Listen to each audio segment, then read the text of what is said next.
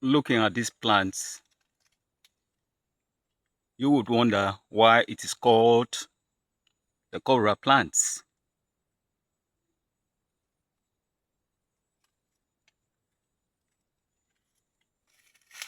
The stem has thorns on it.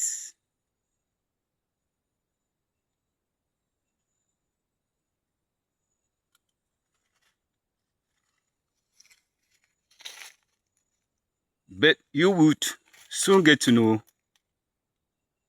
why its name.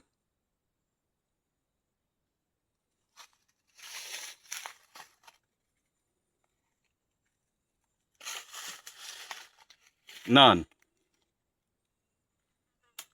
these are the young flowers.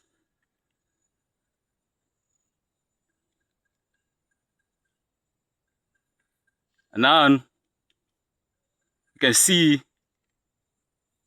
the posture of the mature flower.